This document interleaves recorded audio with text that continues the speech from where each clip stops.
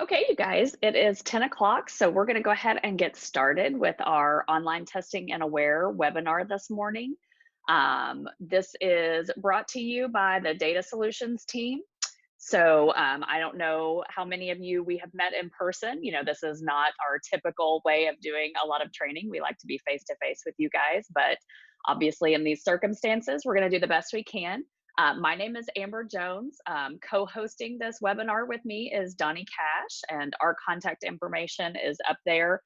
We also have a few other folks from our data solutions team that are going to be on the webinar today. So hopefully between all of us, we can help you guys get this set up if it's not something that you're already doing. Help you if you've got troubleshooting issues that you need. And really, we're just going to go over the basics of how to set up a test to do online testing and aware, as many of you guys are probably looking for some remote learning options in these sort of challenging times. First thing, just to quickly go over a few of our norms. This will be a pretty brief webinar.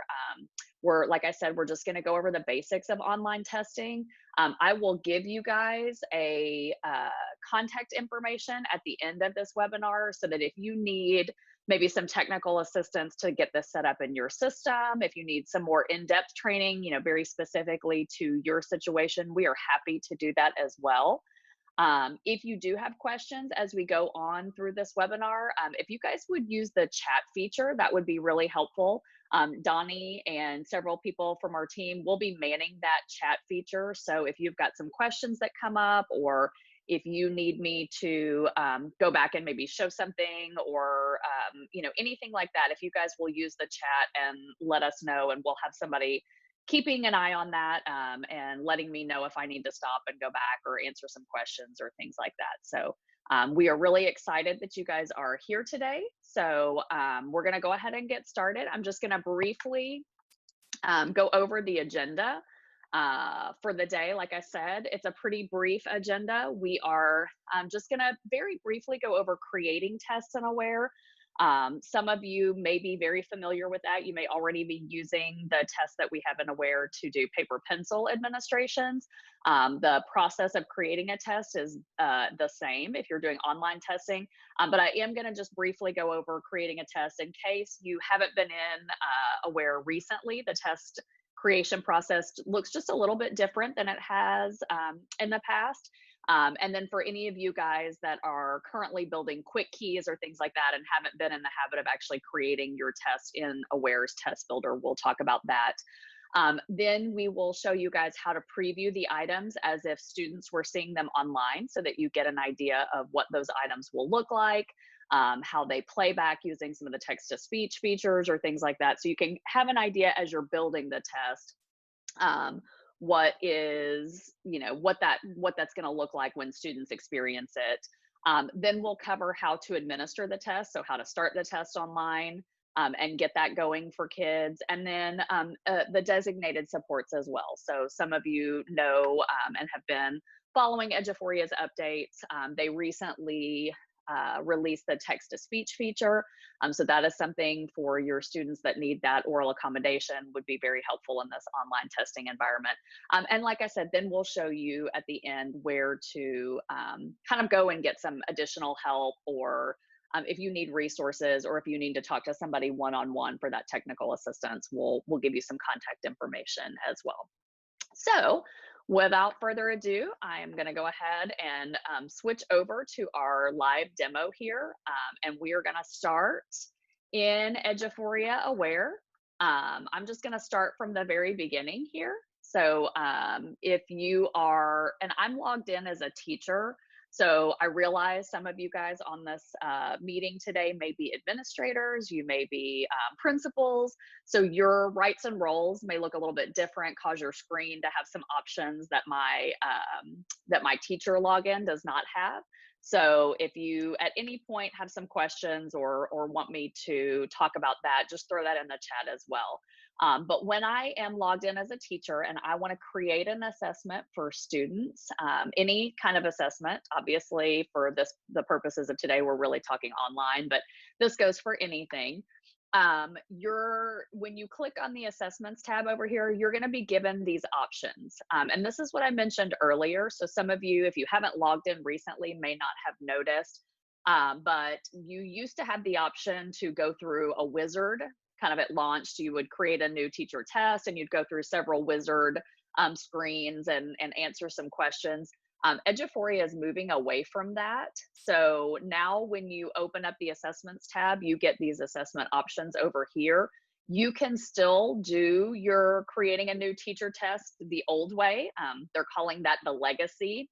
That will launch the wizard and have you go through those 6 screens or so, just like it did in the past. But if you are ready to move on to some of the new options, you'll use one of these down here. So this legacy option is going to be there for a while. So if you're not ready to, flip over and learn a new way just yet, you don't have to. So you can still do it the old way with the wizard. But we find most of the time the new options are a lot more user friendly. You don't have to click through as many screens, and you still get the same options. So in our situation here, we're going to be creating a new blank test. I mentioned in the little intro that some of you guys may be in the habit of creating quick test keys. So if you were doing paper pencil administration and you had your test in some other platform or version, or were able to print it, you might just go in and make a quick test key. Obviously, for online testing, if you don't actually create the test with questions, they're not going to render in an online environment. So quick test keys are really not an option in this particular situation. You can copy an existing test. So if you have previous year's tests, you can still use that feature. But for today's demo, we're just going to start with a blank test just to kind of show you what that looks like.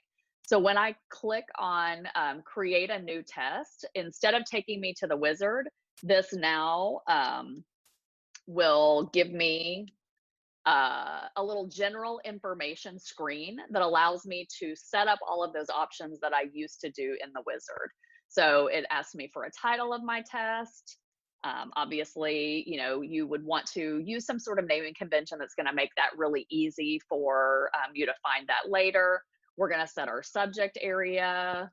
I was a former science teacher, so I always sort of land on the grade level and the subject area that I'm comfortable with. Obviously, you would pick whatever associated courses you're in. We want to make sure that the test type is correct.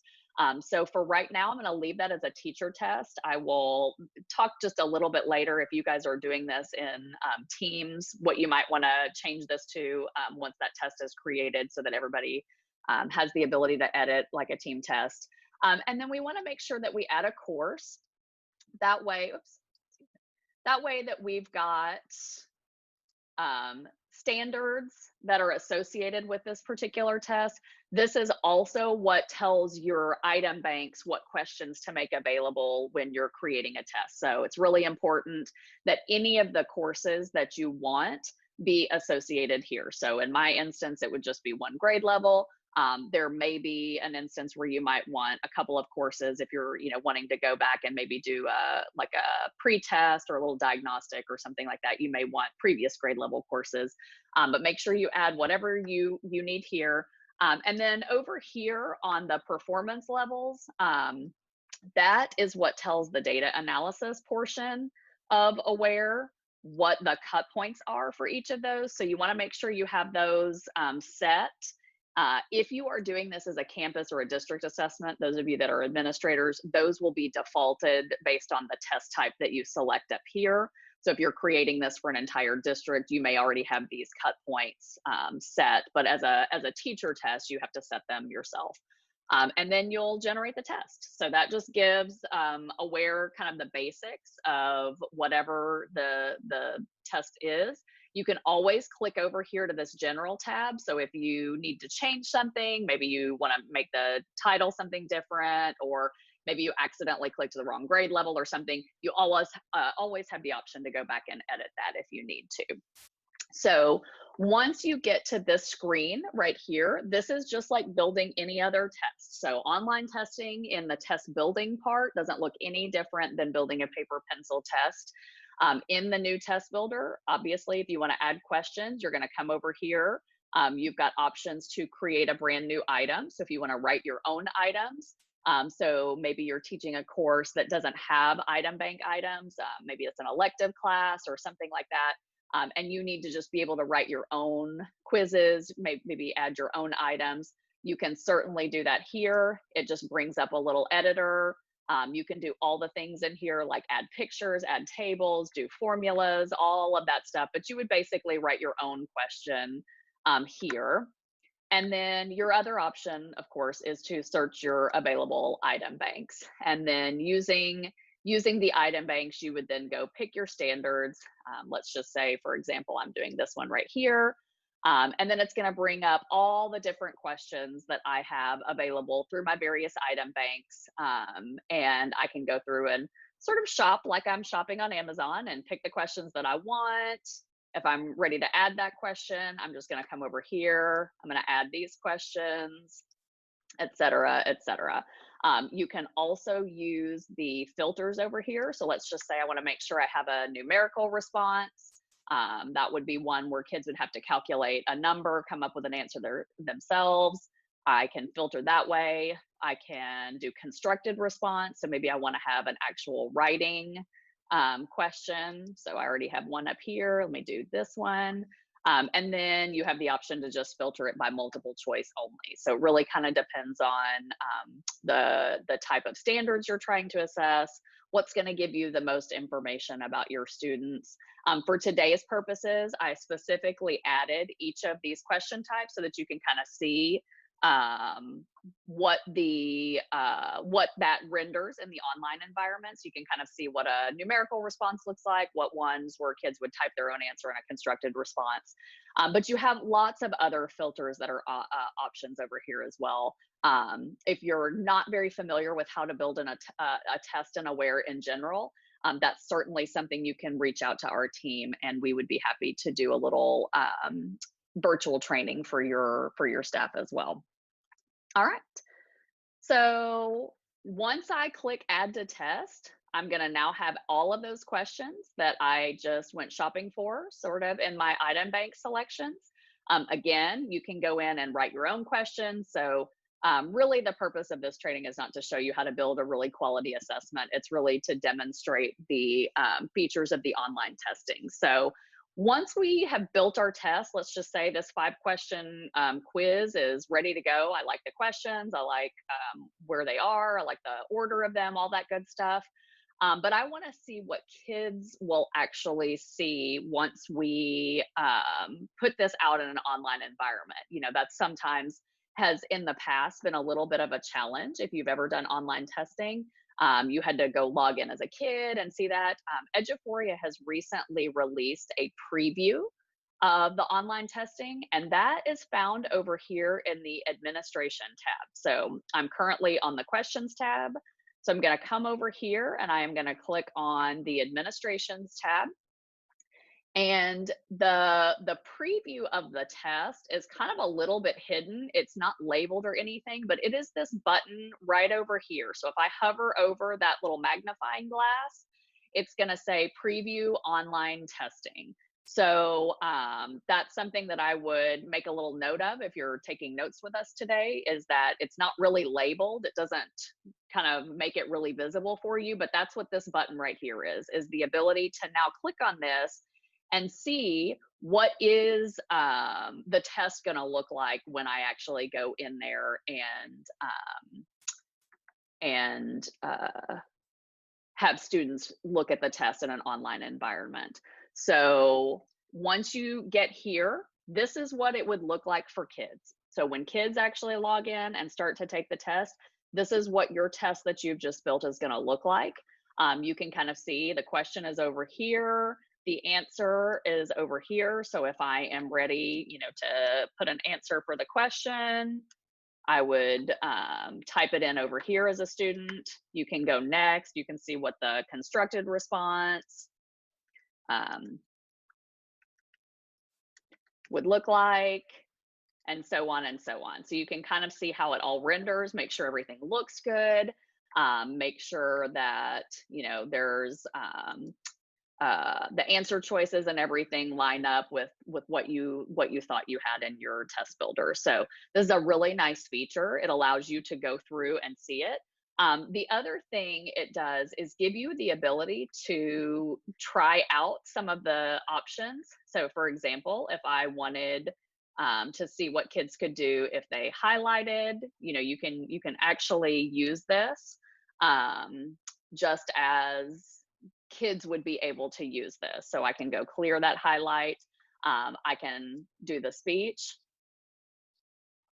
And I'm not sure if you guys can hear that when I do the text to speech option, since I'm using a headset right now, sometimes the sound. So if you guys are having trouble hearing the sound, let me know and I'll see what I can do about that. So those are the functions of the preview. So it basically is going to give you exactly what students will see. So you can see all of these things. So they can flag it. You can look at what that does when I flag it. So if a kid maybe wanted to skip a question and come back to it because they weren't sure the answer or they needed a little more think time, they have all of these options in the online environment. And you can kind of simulate that as a teacher to be able to see what that looks like and know what your students may be getting. Okay.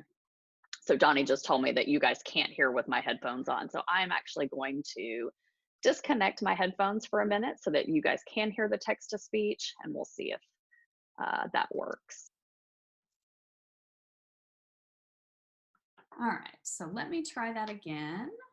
Which of these atoms has the most mass? So hopefully you guys were able to hear it that time. I appreciate y'all's patience. In this online environment, we're trying our best to make sure that we use headphones and things like that so that you guys can hear me better, but then it sometimes also affects the sound on the screen. So I think we've got it fixed now. And you guys will be able to hear the text to speech as well.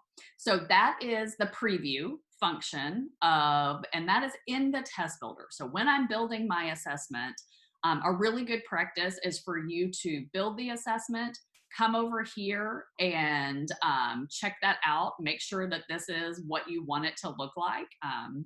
Make sure that it sounds the way you want it to. So there are a few things that we'll get into a little bit. So some of you may be interested in adding alternate text. So, when you would orally read things, you can use alternate text to talk about the pictures. So for example, in the test itself, you can actually go in and add alternate text to a graphic. So if I edit this question, because it's got a picture, I can right click on that picture and get the image properties, and it gives me a place to write alternate text. So let's just say I wanted this to say picture of atom. So if I go in and I type the alternate text in the question, and then I save that, and then I come back over here, I want to preview that and make sure that that alternate text actually gets read when a student who has, oral accommodations. So let's see if that works the way we wanted it to. Picture of atom. Identify the 4 parts of the atom that are pointed out by arrows in the diagram above. Okay. Describe the electrical charges of the structures that are labeled number 1, number 2, and number 3 in the diagram. All right, so hopefully you guys heard how fast that went. So it said picture of the atom and then went right into it. You sometimes have to play around with this alternate text since the text-to-speech recognizes punctuation and things like that. I'm going to go back in here and I'm actually going to put a period, and let's listen to that again and make sure now with a punctuation there, maybe it'll give me a little bit of a pause. So I'm going to go back to preview that. Go find that question again, and now we'll try that again. Picture of atom. Identify the 4 parts of the atom that are pointed out by arrows in the diagram above. All right, so you get the idea. So you may have to play around with some of the alternate text if you are wanting to have that for the oral reading, for the text to speech. So if you've got pictures, maybe it's a map or a graph or things like that, you have the option to go in there and add that so that the text-to-speech function will actually read those pictures as well as just the text. So that is something to consider. That's why this preview feature is a really nice feature. So you get to see and hear exactly how this is going to render in a student environment. So the other thing that we want to talk about while we're on this administration tab, so once you've previewed the test and you've really got it the way you want to, and it renders the way you want it to, and it speaks the way you want it to, now you're ready to actually administer the test and get it ready to administer to students. So you want to make sure over here, it defaults to interactive. So that is the setting that you want to be able to administer that. And so you want to leave that exactly what it is. The student URL, I'll show you another place where you can find that, but that is the student login URL for every single test in Aware in your testing environment. So that is unique to your domain. So whatever school district or whatever charter organization that you're with, that is your online testing link. So students will go to that link and that will take them to any online test. So for example, if you want to put that in your quick links for students, like on your website, you could put that in a learning management system. It's the same link for every single test. It's just a matter of teachers turning on and off the test. So once you copy it and put it somewhere where students can access that, that is the only link that they'll ever need to go take any of the tests that are administered through Eduphoria Aware. So that's something to know. It's not unique to the test. You can also enable and disable the calculator. So depending on what grade levels you're teaching, you may need a calculator function.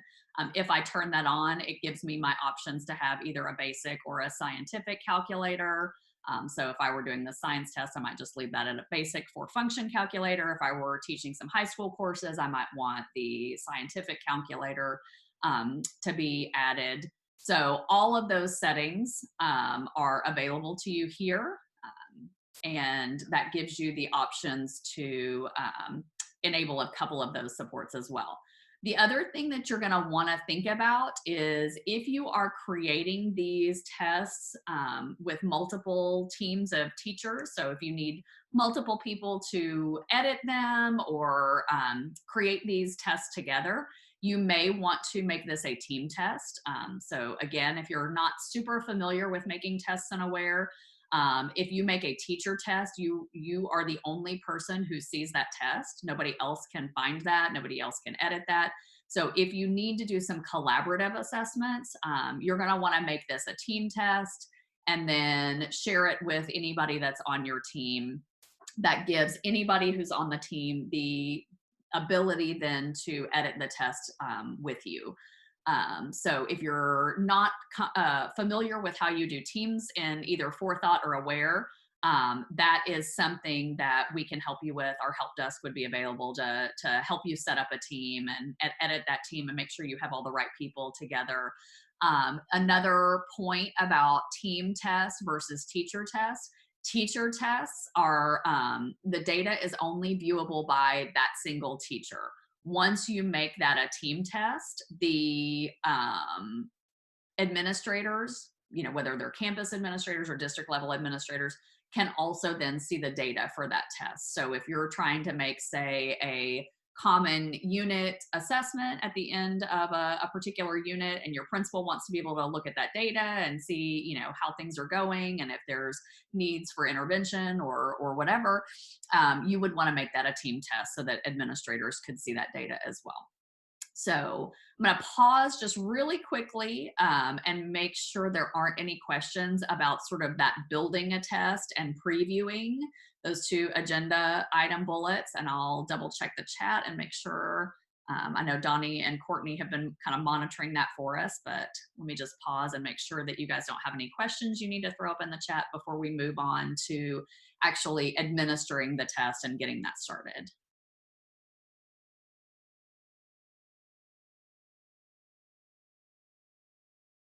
Okay, so Edna is asking about the share a copy. That literally just makes a copy and sends it to somebody else. So it would not be a collaborative assessment. It would be their own version of that test. So if you wanted to just share it and not have the ability to collaborate or co-edit that test, you could certainly share a copy with somebody. But again, then that makes it basically be two different teacher tests, and only those teachers who have their own version of that test can see the data and things like that. So it kind of depends on what your purpose is. If the purpose is collaboration and collaborative creation of the test, maybe collaborative PLCs talking about the data with an administrator, you're going to want to go with team tests.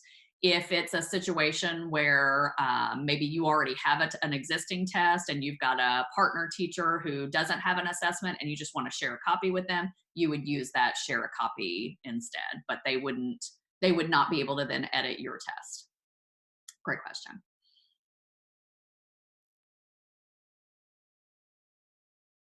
Okay. So any other questions about actually creating the test and then setting up, previewing, setting up these, because the next section we're going to do is now how do you actually administer it to students? So what do you do to make it available for them to be able to do? Hey, Amber, we do have 2 questions in the chat. One person wants you to sort of demonstrate how students would have access to the test. And then also, could you go over one more time the button so that they could hear anything read aloud? Oh, yeah, absolutely. So if I go back to my preview. I might have misunderstood that. You may want to read what Elaine said. What button did you click so the participants will be able to hear any read aloud from the computer while you're presenting it in Zoom? I think. I just took my headphones off, Elaine. I was using my headphones, and so I could only hear the playback. So I just had to disconnect from my headphones and let it play through my computer speakers. I'm not sure if that's the question, but, and then Sandra, we were about to show you how students access the test. That'll be the next section. So we'll get to that in just one second. Okay. All right, so once you have your test, you've previewed it, you're happy with the way it looks, you've shared it with your team, you've done all of those kind of test creation things, and it's ready to go. The last thing you need to do in the assessments tab, so when you're finished and ready to go, is you want to change this status up here from pending. So a pending status means that it's in draft and that you're still editing it, you're still making changes to it. But once it is ready to go, you want to change that status to active.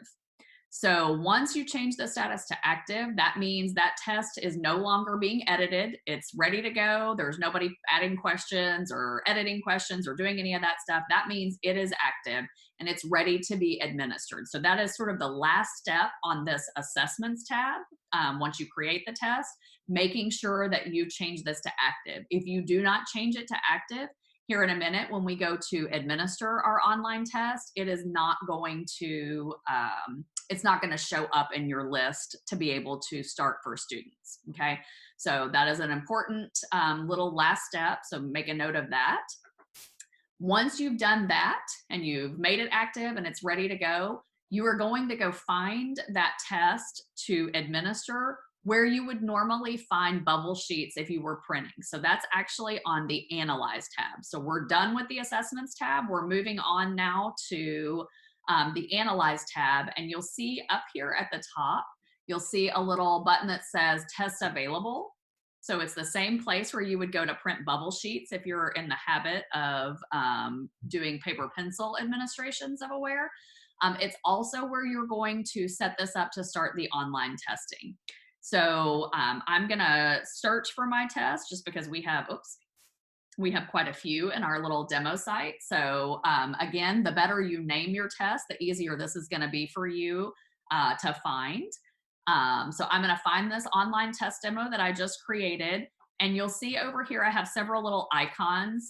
This would be where I would have gone to print bubble sheets. This is where you can manually enter scores. And here is the place where you're gonna do the online test proctoring. So my first step here is to click that, until I get a little green check and make sure that this test is available for online test proctoring. And once I've got that green check, I can flip over here to the online test proctoring. And now that test should be available for me to administer to one of my classes. So let's just say I'm gonna give it to this period of English students. Of course, this is a science test. I'm not really sure why I created that, but you get the idea. This would correspond with whatever the teacher's roster classes are. So once I click that, you'll see all of these different tests are available to administer to the students. Now, obviously, you guys will not have nearly as many as we do in our list, since we do demonstrations and things like that all the time. We have lots of tests that we can demo. You guys will be limited to whatever is active in your teacher test list.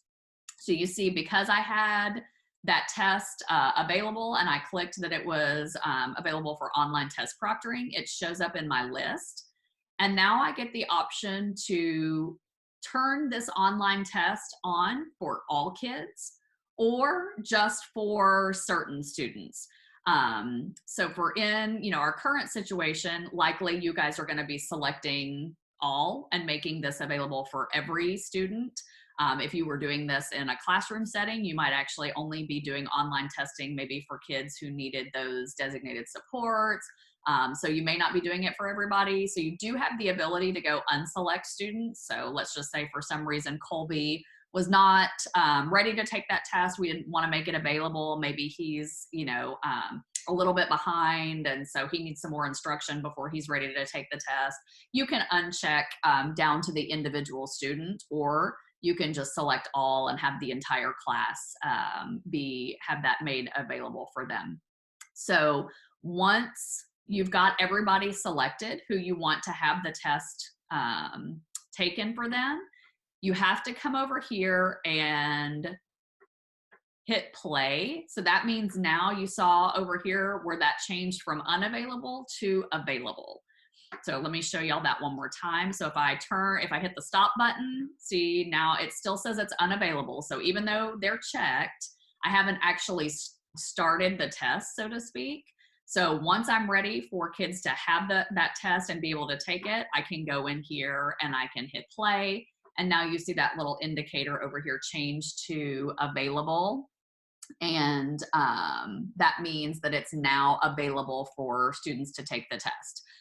So at that point, remember we had that URL. You can either get it in the administration tab, you can go there, or you can come over here and you can just copy the student URL from up here.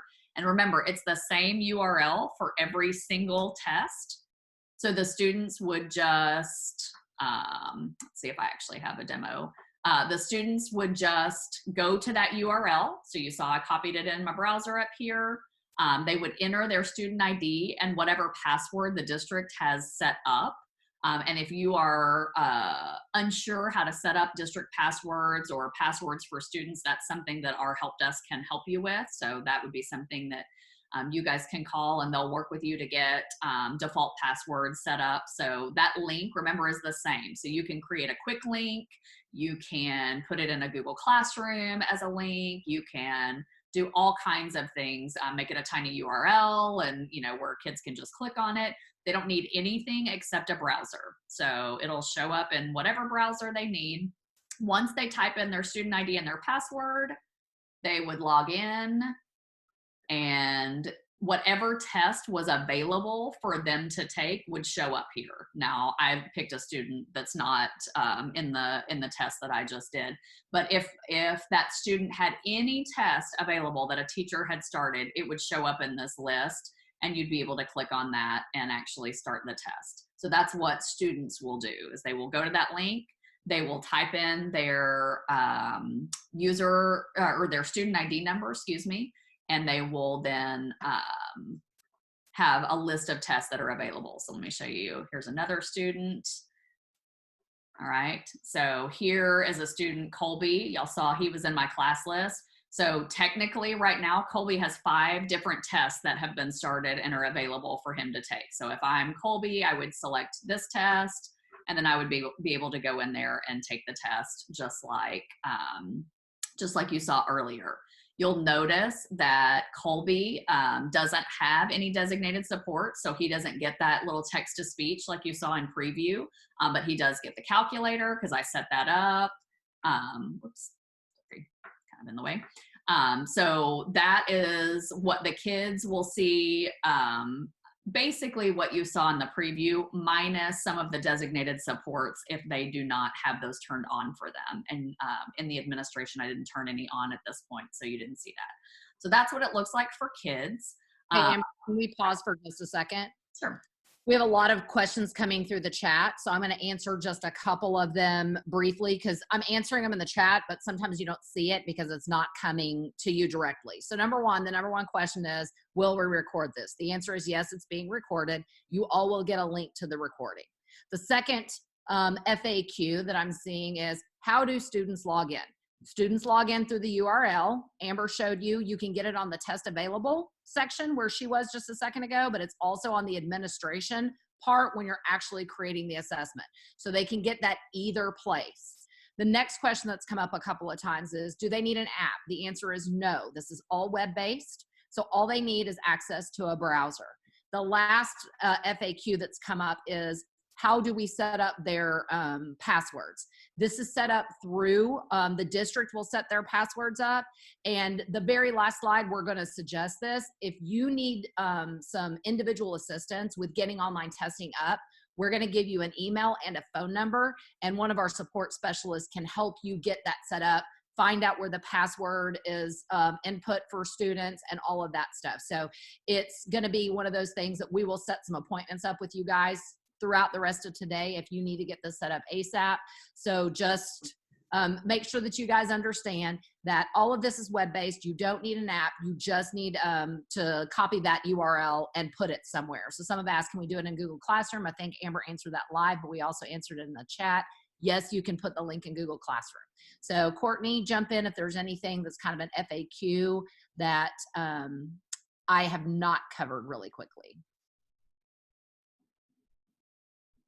Yeah, so just to reiterate what Donnie said, your district has the ability to set up a generic password for all of your students. And so all kids would need is their student ID number, you know, their one that comes out of the student information system, and whatever that password that has been set up. So somebody with system management rights has to do that for you guys. So if you have any questions, or if you don't know if your district has done that, you guys will have a phone number to call, and our support staff will be able to walk you through that and get that set up for you guys.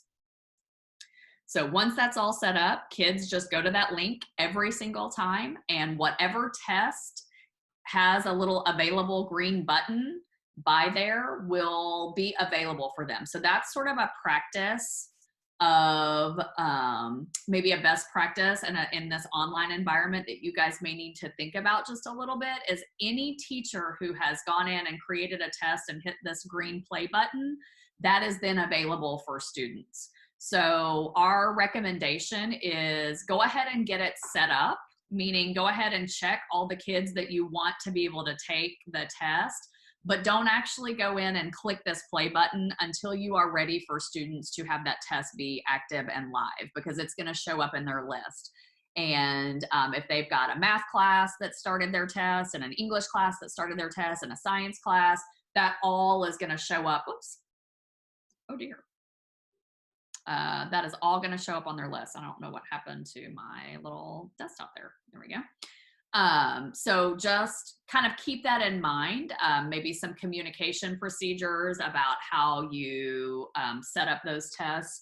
But that's something that you'll need to be thinking about is, you know, the communication to students about when that test is open and available for them to take it, and then when it closes. So as soon as the test is started, kids will be able to go in there and start taking their test. So that's open and available. So just know that it then shows up at that link when they log in.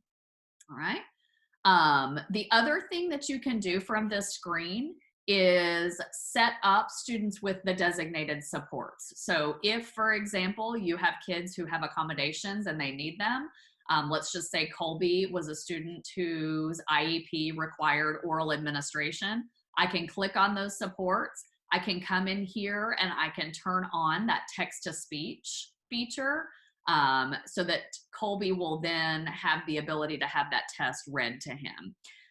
The only two that are available right now in Eduphoria are text-to-speech, which is kind of the big one, and then spelling assistance is also available. So for some of those open response questions, you then have the ability to see what words are misspelled. So it'll kind of show like in a web-based, you get the little red squiggly line or whatever under there. It'll show that for kids so that they can go in and see which words are misspelled. So those are really the only ones. But down to the teacher level, you have the ability, you have the ability to set up those designated supports for those students and turn them on and off. You also have the ability, if you're a central office person, you can upload a spreadsheet, maybe out of your things like Test Hound or some of those others that you can download and get a list of kids who all need that and upload, but that is sort of beyond the scope of what we're doing today. So if that's something that you are interested in doing at the district level and doing, setting that up for all kids who need a particular accommodation, you can do that as well. But for most of our districts right now, they're finding just letting the teacher go in and find the few kids who need oral reading for each class in this kind of time is working for them. So that's something to think about. So let me pause just really quickly and make sure there are no other questions about how to get the test set up to administer, going ahead and selecting the students that are going to have this be available, hitting the play button so that it shows up for students. Let me just pause and see if there's any questions here. Amber, there are a couple of questions, and you don't see this on the teacher tab, but they were asking about setting the start date and end date on a test and how that impacts this. Great. Yeah, good question. So if you are not a teacher and you're creating a test that is a campus level or a district level test, on your administration tab, you actually have a date range for when that test is open and available and when it closes. Sort of like if you were doing this paper pencil, that would be the date at which time teachers could then print bubble sheets and do all of that stuff. So yes, that date range is important because that means it would not be available for students prior to the start date on that window and prior to the end date of that close. So if you're creating a district or a campus level test, the window on the administration tab is really important. I'll also just add this, the internet does funny things. And so one of the things I would encourage you to do, if you are an administrator creating campus or district-based assessments, open the window and then check it to ensure that the test actually opened. We have had not widespread, but occasional issues where somebody set the date to open today and then it didn't open. So sometimes you have to back that date up just a little bit. So this doesn't apply to everybody, but if you're making a district or a campus-based assessment, just go in just for funsies and check to make sure the test actually opened. And you may have to back the window up just a little bit. It's kind of silly, but sometimes the internet does fun things and keeps us on our toes. Yeah, it does appear sometimes there's a lag. So if you set the date for today, it's not an automatic thing. It may take a while for that to show up. So our practice is usually to tell people to back that date up a day and then go in there and see if it's open. So that's good advice. Again, we're going to give you the number of our support team. So when you get ready to do this for the first time, if you encounter any issues or if you think you've activated a test and it doesn't show up in that list, or anything like that, you absolutely can call our help desk and have them talk you through that and see if they can troubleshoot with you any issues that you have. The other thing that you might consider doing, like especially those of you at the district level, is getting a teacher to go in there and looking, kind of being your partner to see what happens. Some of you have different rights and access, and so it doesn't always show up for you And because this is very roster specific, this administering and things, you know, if you've got a guinea pig person who will walk you through, that is always helpful as well. The other thing I would add about that, and y'all saw this happen to me earlier possibly, is be real careful about logging in with different logins in the same browser. So what I should have probably done to show you what Colby's screen looked like is log in an incognito browser, because then it gets confused. So if you're in the habit of testing things out, maybe you have a student that you can use that you want to test stuff out, just be real cautious about that, because it does sort of freak things out when you try to be logged in as a teacher or a student or an administrator and a teacher or something like that. So just kind of keep that in mind as well. All right, any other questions on how to get that test started and administered? Once the students actually start taking the test, you'll see the status change here. So if I am giving this live, for example, let's say I'm, you know, giving this science test and I tell the kids, I'm going to start the test at 8 o'clock in the morning, and it's going to be available for you to take until 4 o'clock in the afternoon, or, you know, whatever. You'll be able to go in there and see the status of students. So you can see which ones are started. You can see which ones are still working. You can see which ones have submitted their test. So you'll start to see these indicators change as kids are getting in there and actually taking those tests.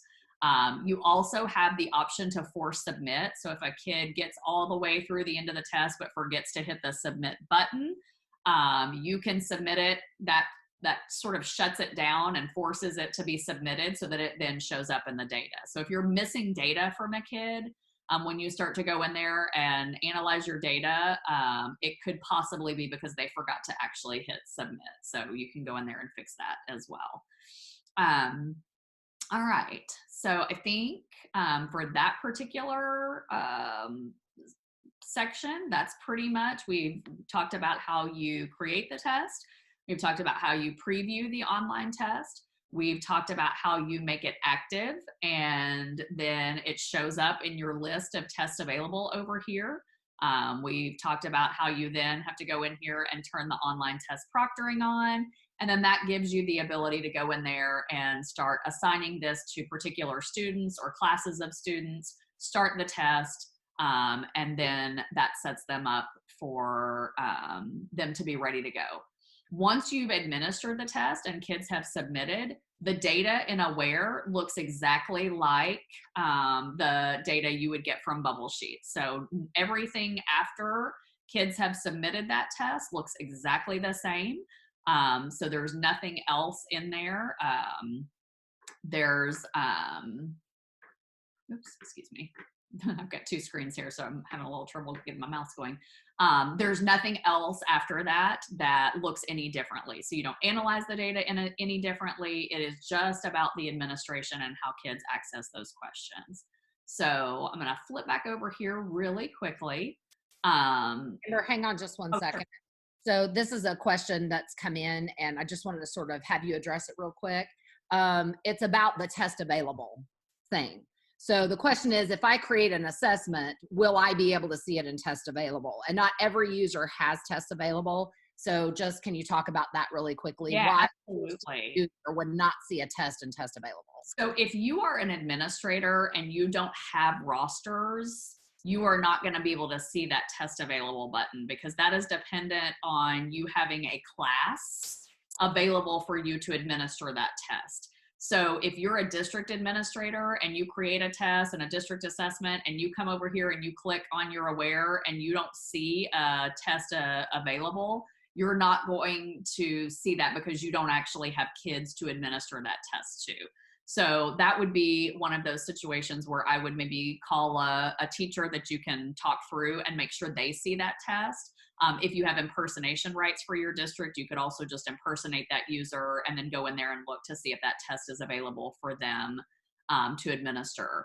If you are a teacher and you don't see your test in the test available, my first thought would be to make sure the status had been changed to active. That sometimes happens, is even if you're in the window but it's not changed to active, it will not show up because it still thinks it's in a pending state. And then if you're still having issues after that, if you've checked and made sure that it's active, you've made sure the window is there, that would be a situation where I would definitely call our help desk, because that sounds like there would be a technical issue or something. So you won't see test available if you're an administrator, because you don't actually have rosters, unless you're an administrator who also teaches a class, then you'll see that. And you won't see the test available button if you forgot to change your test to active, or if it's not within the window. Those are generally the three reasons that you don't see that button. So hopefully that answers the question, Donnie. Okay. Yeah, thank you. All right. So the last thing I'm going to leave you guys with, let me go back here, is our, here we go, is our Region 10 contact information and our help desk. We are running our help desk even in our remote situation. So we actually still have the ability for you guys to call our help desk and have that ring to our two fabulous support folks who are doing a wonderful job with all of this. So our phone number is up there. So again, if you need help getting set up for default passwords, maybe that's something you've never done before, or you have questions about that, those guys can talk you through that. The email, that second email there, is the email to our data solutions support specialist team. So if you're just have a quick question, or maybe you need to set up a time for them to call you. I know everybody's in a position now where you may have different things going on, and if you're like us, you probably have lots of Zoom meetings and things set up. And so if you just need to set an appointment or something like that, you can shoot them an email. So you can contact them either way. And the last thing that we put on here is actually Eduphoria's COVID-19 resources. So they have a few other things. So I'm just gonna click on that real quick just so you can kind of see. They curated a few resources, and they're adding them to this page. So you can see like how to set up and use online testing is one. So if you're the kind who just sort of likes to have the click sheets and walk through yourself, you can absolutely do that as well. They also have a few other things like managing devices. If you're checking in and checking out, that may be really helpful. Using team planners if you're using Forethought to plan your lessons, and especially remotely if you want to be able to collaborate and things like that. So we linked that as well. So you can type in that tiny URL and go to Eduphoria's link of resources and see if there's anything else that can help you guys kind of get this up and running in our distance learning situation. So I'm gonna pause again, and let's just make sure that nobody has any other questions. And I know Donnie said this a couple of times, but this is being recorded. So you guys will get a link. You'll have to give us a few hours. It takes a while for us to be able to render that video and get that put up and things like that. But we will send this out to you guys on the who are participating, so you'll get a link to the recording. So if you need to go back and watch that, or if you need to share this with somebody who couldn't be here today, I know with all these different meetings going on, some people are having to go back and watch the recording. So feel free to share any of this as widely as necessary. I did want to just add one thing about our remote work situation. We have our help desk phone number, the 1774 forwarded. And what we found out is the amount of times it rings before it goes to voicemail at times varies. And so if you call that number and someone doesn't answer, you have two options. Option number one is leave a voicemail. Option number two, which might be better, is just to shoot an email to that datasolutions@region10.org. Leave your name, leave a contact number or how you'd prefer to be contacted, and one of them will get back to you ASAP. It's also a good way if you wanted to set up an opportunity to kind of go through this with someone. You could shoot an email to that data solutions and just kind of indicate what your needs are. So you could say, hey, listen, I've never done online testing before. I don't know how to set up passwords. I need somebody just to walk me through the whole process, and we can set up an appointment with you. We are here Monday through Friday during our normal business hours, but on the off chance that we might miss your call, if you need to, just shoot us an email, or if you would prefer to just use that email to set up an appointment, we're happy to set one up with you as well. Okay. So it doesn't look like we have any additional questions in the chat. So again, like Donnie said, we are here to support you after this. This just sort of gives you the basic overview of online testing and Aware. I think it's a really valuable resource in this time for you guys to be able to use the things that you already, the tools that you already paid for and that you're already used to using, maybe just in a slightly different way. So we are available to help you guys get this all set up and working. So y'all just call on us anytime you need it. And otherwise, we'll hang out for just a couple more minutes and make sure there's no questions. Otherwise, we will see you guys soon.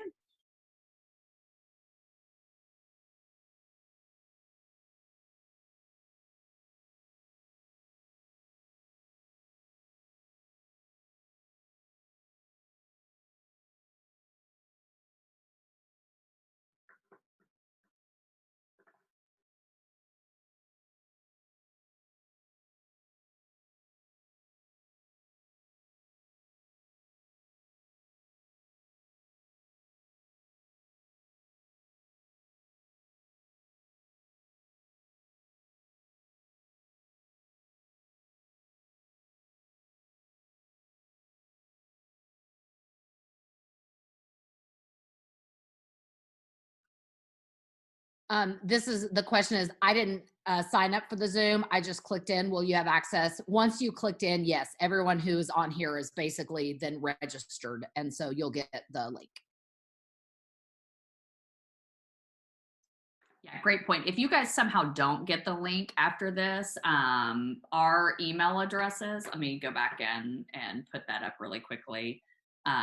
You can shoot Donnie or me an email and let us know. So you may want to snap a picture of that or jot those down real quickly. So if you don't get an email from us in a day or so with the recording link, let us know and we'll make sure that you get it.